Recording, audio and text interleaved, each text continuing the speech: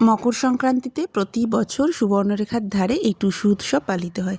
টুসু পরব মূলত লোক উৎসব।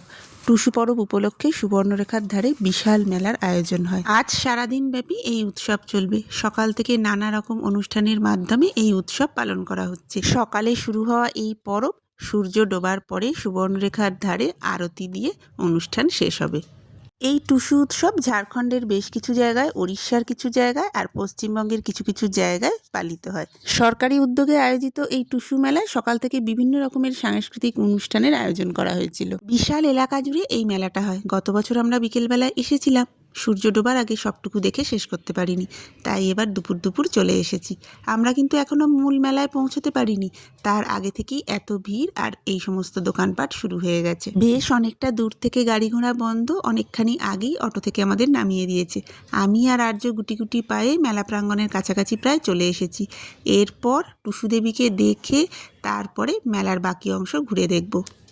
এই জনসমুদ্র দেখে কলকাতার দুর্গাপুজোর ঠাকুর দেখার কথা মনে পড়ে যাচ্ছে। এই যে ভেতরে মাঠের মধ্যে দেখতে পাচ্ছ প্যান্ডেল, ওখানেই রয়েছে টুসু দেবী। চলো আমরা ধীরে ধীরে আগে ওর ভেতরে ঢুকি।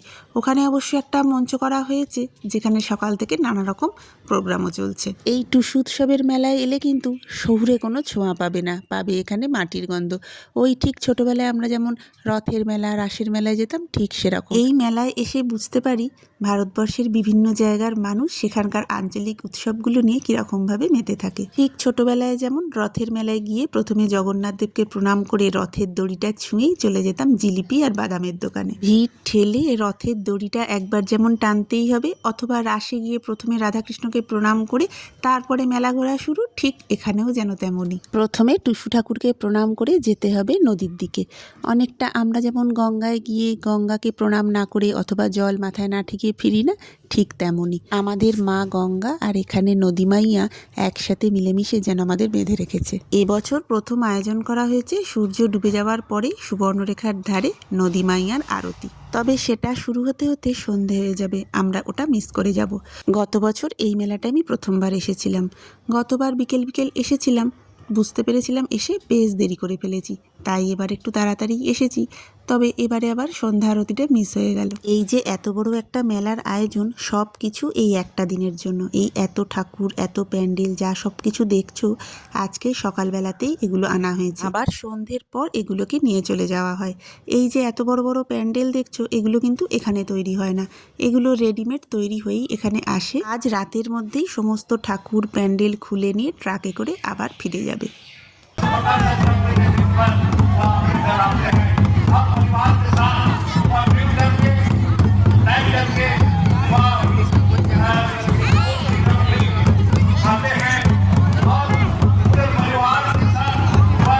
এই একটা দিনের জন্য এত আয়োজন। সারা বছর এখানকার মানুষ অপেক্ষা করে থাকে এই টুসু উৎসবের জন্য। এখন তো সারা বছর জুড়েই কিছু না কিছু মেলা হয়, আর এই বিশেষ করে শীতকালটায় অনেকগুলো মেলা পরপর হয়। কখনো হস্তশিল্প মেলা, বই মেলা অথবা ট্রেড ফেয়ার। তবে ওই যে বললাম, ওই সব মেলাগুলোর থেকে এই লোক উৎসবটা কিন্তু সম্পূর্ণ আলাদা। আর্য অবশ্য ধরে নিয়েছে এখানে দুর্গাপুজো হচ্ছে, তাই ও খুব চিন্তায় পড়েছে কার্তিক আর গণেশ কোথায় গেল। পর এসেছি মেলার আকর্ষণ বাদাম ভাজা নিতে। বেশ খানিকটা বাদাম ভাজা আর গুড়কাঠি নিয়ে নিয়েছি। বাদাম কিনে সবে দুটো পা এগিয়েছি, পাশেই দেখি বিক্রি হচ্ছে গরম গরম ঘুগনি। দেখে তো ভীষণ ইচ্ছে করছিল, তবে এখন এই ভিড়ের মধ্যে দাঁড়িয়ে গরম গরম ঘুগনি খেলে অনেকটা সময় যাবে, তাই আর না খেয়ে সামনের দিকে এগিয়ে গেলাম। এসেই দেখছি জিলিপি রয়েছে, এটাও নিয়ে নিলাম। বাড়িতে গিয়ে জমিয়ে বসে খাওয়া যাবে। আর জিলিপির যা স্বাদ, সে আর কি বলবো। এই মেলাতে আরও একটা নতুন জিনিস দেখি, বড় বড় আখ বিক্রি হয়। সবাই প্রচুর প্রচুর কিনে নিয়ে যায়। আখগুলো বেশ কচি নরম থাকে। গত বছর অনেকগুলো কিনে নিয়ে গিয়েছিলাম, তবে এবছর আর নেব না।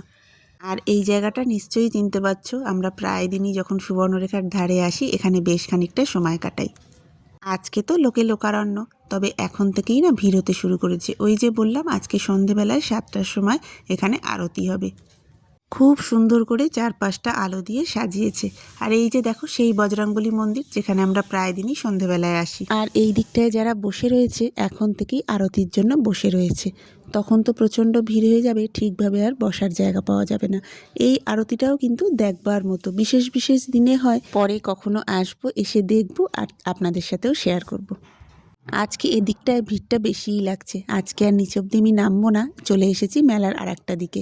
এখানেও প্রচুর ঝুড়ি ভাজা, বাদাম চাকতি এগুলো বিক্রি হচ্ছে। আমি একটু ঝুড়ি ভাজা আর বেশ খানিকটা বাদাম চাকতি কিনবো বলে দাঁড়িয়েছি।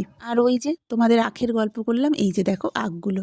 তবে এবারে কিনছি না, আসলে শাশ্বত আর্য কেউই খায় না, সেই আমাকেই খেতে হবে। তো সেই জন্য আখটাকে এবার বাদ দিলাম। আর এই মেন রাস্তাতেও কিভাবে ভিড় রয়েছে দেখো। এখানেও কিন্তু গাড়ি যাওয়ার একটা দিক পুরোপুরি বন্ধ রয়েছে। আমরা সেই দুপুর দুপুর এসেছি, এখন দেখো আস্তে আস্তে কিভাবে সন্ধে হয়ে যাচ্ছে। এক্ষুনি ঝুপ করে সন্ধে নেমে পড়বে। আর্যবাবুর যতক্ষণ এনার্জি থাকবে ততক্ষণই ঘুরবো ভেবেছি। আসলে এখান থেকেই আমরা অটো পাবো না, একটুখানি এগিয়ে গিয়ে অটোটা ধরতে হবে। দেখো কিরম ঝুপ করে সন্ধে হয়ে গেল। আমি অবশ্য এখানে দাঁড়িয়েছি কটা কাপ নেব বলে। আর এবার যেটা দেখাচ্ছি ভালো করে দেখো, যখন আমরা মেলায় আসছিলাম তখনও এই বাচ্চা মেয়েটি এইভাবেই ব্যালেন্সের খেলা দেখাচ্ছিল। আমরা মেলায় প্রায় 2 ঘন্টা ছিলাম। জানি না মাঝে মেয়েটি বিশ্রাম পেয়েছে কিনা, তবে দেখে সত্যিই খারাপ লাগে। প্রত্যেকে আমরা আমাদের সাধ্যমতো সাহায্য করেছি ঠিকই, তবে আমরা যখন বাদাম ভাজা আর জিলিপি নিয়ে ব্যস্ত, তখন জীবন আর জীবিকার জন্য এই বাচ্চা মেয়েটি কিভাবে পরিশ্রম করে যাচ্ছে।